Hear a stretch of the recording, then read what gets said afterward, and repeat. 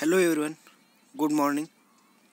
Myself Bhusar Vishwas, lecturer of Pravara Medical Trust College of Pharmacy, Shewgaon. My subject is Pharmaceutical Jurisprudence.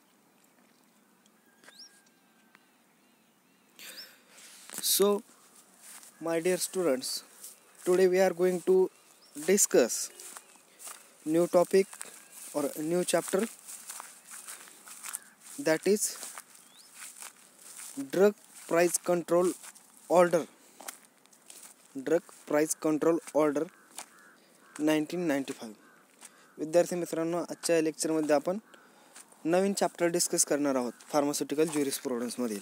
त्यामध्ये चॅप्टरचं काय नाव आहे मग तर drug price control order 1995. हा जो ॲक्ट आहे DPCO ॲक्ट 1995, हा ॲक्ट आपण आजच्या लेक्चरमध्ये स्टडी करणार आहोत. त्याच्यामध्ये फर्स्टली स्टडी करायचं आपल्याला इंट्रोडक्शन, त्यानंतर नेक्स्ट वन स्टडी करायचं आहे त्याचे प्रोव्हिजन, इम्पॉर्टंट प्रोव्हिजन काय काय आहेत, त्यानंतर ऑब्जेक्ट्स आणि डेफिनेशन दिलेले आहेत, त्या डेफिनेशन आपल्याला स्टडी करायच्या आहेत. त्यामध्ये फर्स्ट वन स्टडी करूया introduction. In that introduction, first, the central government has notified the drug price order 1995, that is DPCO 1995, in exercise of the power confirmed by Section 3 of Essential Commodities Act 1995. Central गव्हर्नमेंटने काय notified केलं की जो drugs price control order act 1995 आहे, that is DPCO 1995, in exercise of the power confirm by section 3 of essential commodities. आणि section 3 नुसार काय केलं, DPCO ॲक्ट कन्फर्म केला, power essential commodity act 1995. Then next one आहे drug price control order 1995 replace the DPCO 1987. आणि drug price control order जे आहे 1995ची, ते कशानुसार रिप्लेस केली किंवा कोणाच्या याच्यानुसार रिप्लेस केली, तर जो DPCO ॲक्ट आहे 1947चा त्यानुसार रिप्लेस केलं. New drug policy announce in September 1995 has taken into consideration while drafting this new order. आणि न्यू ड्रग पॉलिसी कधी अनाऊन्स केली, September 1995 has taken into consideration while drafting this new order. Then next one, substantial changes have been made to make price control procedure more transparent. आणि price control procedure more transparent बनवण्यासाठी काय केलं गेलं, तर substantial changes केले गेले. कशामध्ये, price control प्रोसिजरमध्ये. त्याच्यामध्ये काय केलं, सबस्टॅन्शियल चेंजेस केले गेले. कशासाठी सबस्टॅन्शियल चेंजेस केले, कशामध्ये सबस्टॅन्शियल चेंजेस केले गेले, तर प्राइस कंट्रोल ॲक्ट जो आहे त्याच्यामध्ये प्रोसिजर मोर ट्रान्सपरंट, आणि त्याची प्रोसिजर मोर ट्रान्सपरंट बनवण्यासाठी चेंजेस केले गेले. देन नेक्स्ट वन आपल्याला स्टडी करायचं आहे some of the important provision appeared in DPCO 1995 are as follows.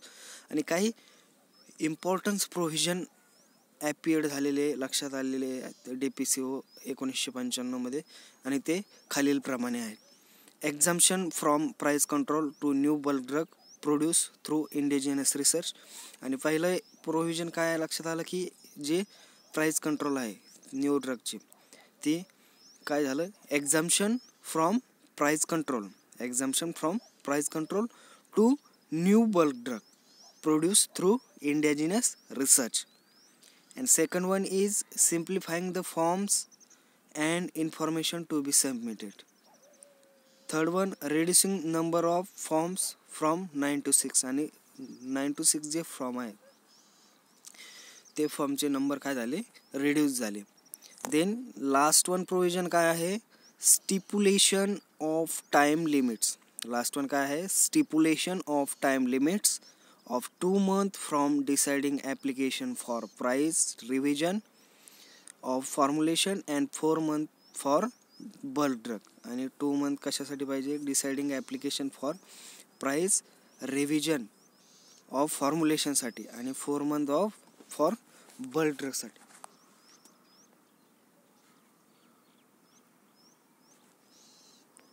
त्यानंतर नेक्स्ट वन आहे ऑब्जेक्ट. ऑब्जेक्ट विचारले जातात हमखास पेपरमध्ये. त्याच्यामध्ये फर्स्ट ऑब्जेक्ट काय आहे, मग देअर आर फॉलोइंग 4 ऑब्जेक्ट. त्याच्यामध्ये फर्स्ट आहे to achieve adequate production.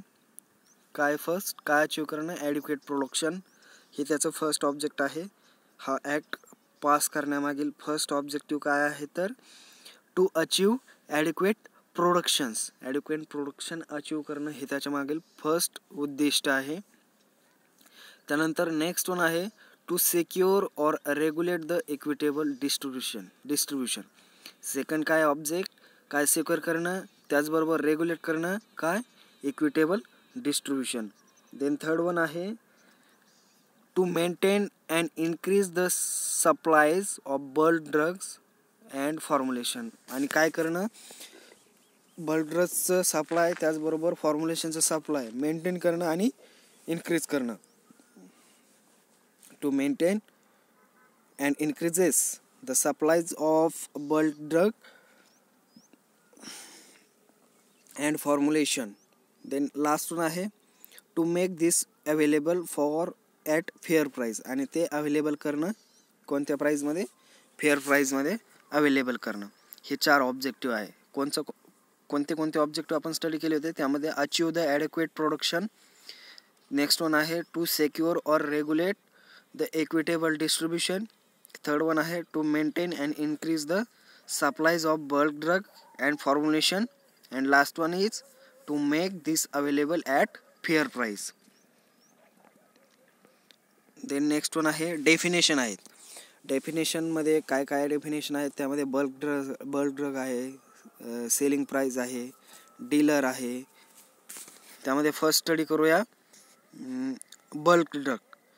It means any pharmaceutical, chemical, biological or plant product including its salt, ester, stereoisomer and derivative conforming to pharmacopoeial or other standards specified in Schedule 2 or second schedule to the Drugs and Cosmetic Act 1940 and which is used as such.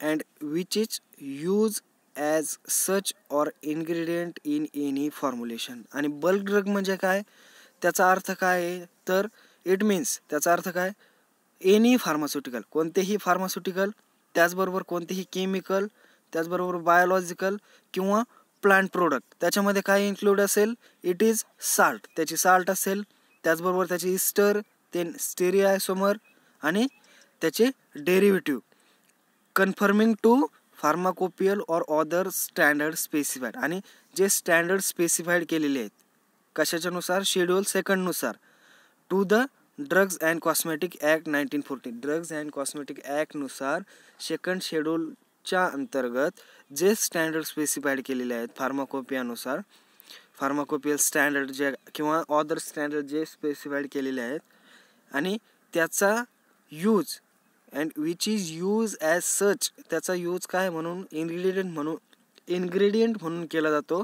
कोणत्याही फॉर्म्युलेशनमध्ये, त्याला आपण काय म्हणू शकतो, bulk drug.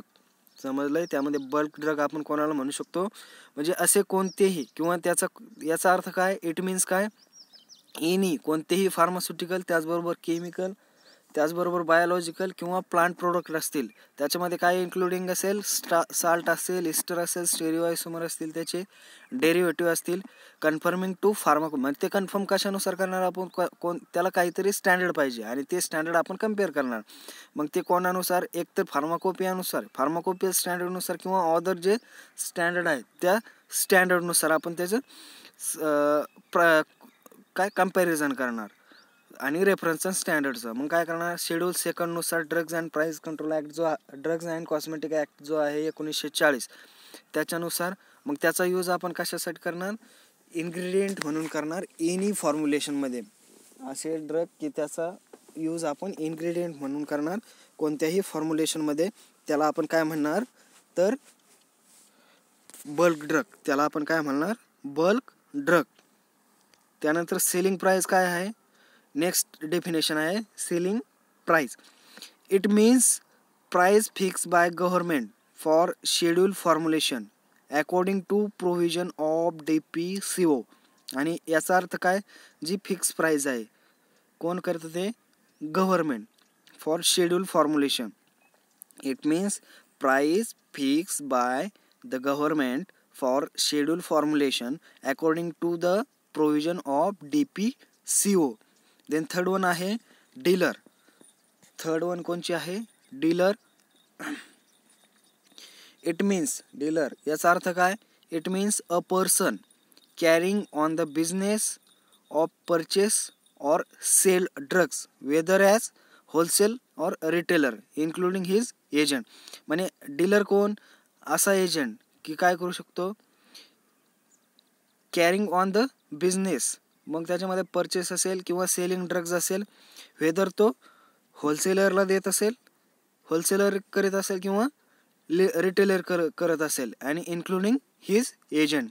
याचा अर्थ काय, it means a person carrying on his or on the business of purchase or sale of drugs whether as wholesaler or retailer including his agent. हे आहे त्याची डेफिनेशन डीलरची. त्यानंतर नेक्स्ट वन आहे distributor. It means distributor of drugs or his agent or stockist appointed by manufacturer or an importer for stocking his drugs for release to dealer. म्हणजे डीलरला release करतो तो ड्रग, स्टॉकिस्ट. त्यानंतर drug, next definition आहे drug. The term drug is included. आणि ड्रगमध्ये काय काय इन्क्लुडिंग असेल त्याच्यामध्ये, त्याच्या डेफिनेशनमध्ये मग त्याच्यामध्ये असेल medicine for internal or external use of human बिंग्स और ॲनिमल्स. म्हणजे असं मेडिसिन ते इंटरनली किंवा एक्सटर्नली आपण ह्युमन बिंग्सला किंवा ॲनिमलला यूज करू शकतो. देन नेक्स्ट वन आहे substances intended to be use for or in the diagnosis, treatment, mitigation or prevention of any disease or disorder in human beings or animals. म्हणजे असा substance आपण काय करू शकतो, इंटेंड करू शकतो, त्याचा यूज करू शकतो कशासाठी, डायग्नोसिस पर्पजसाठी, ट्रीटमेंट पर्पजसाठी, त्याचबरोबर मिटिगेशनसाठी आणि क्युअर ऑफ डिसीज कशामध्ये, ह्युमन बिंग्समध्ये किंवा ॲनिमल्समध्ये. त्यानंतर नेक्स्ट वन आहे substances intended affect the structure और एनी फंक्शन ऑफ ह्युमन और ॲनिमल्स बॉडी. म्हणजे असा सबस्टन्स तो काय अफेक्ट करू शकतो, कशावर अफेक्ट करू शकतो तर स्ट्रक्चर किंवा फंक्शनवरती ह्युमनच्या किंवा ॲनिमलच्या बॉडीच्या. और intended to be use for distraction of disease causing vermin or insect in human beings or animal may be specified from time to time may government by notification in official gazette. आणि last one आहे bulk drugs and formulation. Last one आहे bulk drugs and formulation, last one आहे त्याच्यामध्ये. Next definition आहे formulation. Next definition काय आहे, formulation. मग formulation means म्हणजे काय, इट मीन्स मेडिसिन्स. त्याचा अर्थ काय, मेडिसिन्स प्रोसीड आउट. फॉर्म्युलेशन म्हणजे काय, मेडिसिन प्रोसीड आउट और कंटेनिंग वन और मोर बल्क ड्रग. मेडिसिन प्रोसिडिंग होत असेल, प्रोसीड आउट होत असेल किंवा कंटेनिंग त्याच्यामध्ये एक किंवा जास्त बल्क ड्रग किंवा drugs with or without use of any pharmaceutical aids. आणि ड्रगमध्ये काय असू शकतो, विथ किंवा विदाउट एनी फार्मास्युटिकल एड्स त्यामध्ये यूज केलेला असतो, त्याच्यासाठी यूज केलेला असतो. For internal or external use म्हणजे इंटरनल यूजसाठी किंवा एक्सटर्नल यूजसाठी तो यूज केलेला असेल इन द डायग्नोसिस कशासाठी यूज केलेला असेल तर डायग्नोसिस पर्पजसाठी, ट्रीटमेंट पर्पजसाठी, मिटिगेशन पर्पजसाठी, prevention of disease in human बिंग्स or animals, आणि ॲनिमल्स किंवा ह्युमन बिंग्समध्ये जे डिसीज आहेत त्यासाठी प्रिव्हेंट करण्यासाठी तो यूज केलेला असेल. But it does not include, त्याच्यामध्ये काय इन्क्लूड केलेलं नाही आहे. Any medicine include any bonafide Ayurvedic, त्याच्यामध्ये including Siddha or Unani Tibb system of medicine. Then next one आहे any medicine included in the homeopathic medicine. And last one आहे any substances of which the provision of drugs and cosmetic act 1940 23rd of 1940 do not apply, त्याच्यामध्ये apply केलेलं नाही. Then next one आहे free reserve. It means a reserve create by appropriation of profits. त्याचा अर्थ काय तर appropriation of profit, reserve created by appropriation of profits, but does not include reserve provided for contingent liability, disputed claims, goodwill's revaluation and other similar resource. The next one definition आहे imports. Next one definition आहे imports. Imports मध्ये काय आहे? It means bringing into India from place outside India. आणि भारताच्या बाहेरून भारतासाठी आयात करणं. इम्पोर्ट म्हणजे काय? आयात. भारताच्या बाहेरून कोणताही माल इम्पोर्ट करणं किंवा आयात करणं आउटसाईड ऑफ इंडिया, त्याला आपण इम्पोर्ट्स म्हणू. त्यानंतर 9th वन डेफिनेशन आहे manufacture. It means any process or parts of production for making, altering, finishing, packaging, labelling, breaking and otherwise treating, adopting of any drug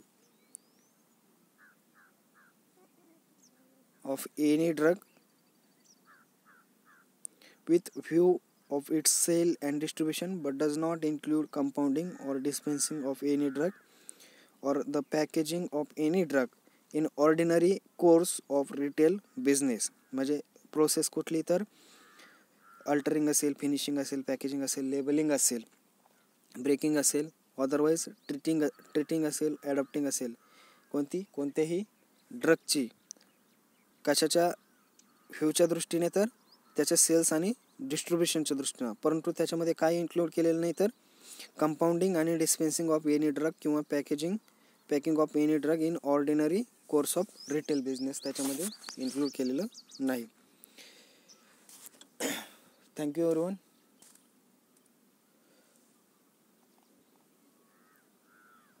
next lecture we will discuss the remaining point of this chapter. Thank you.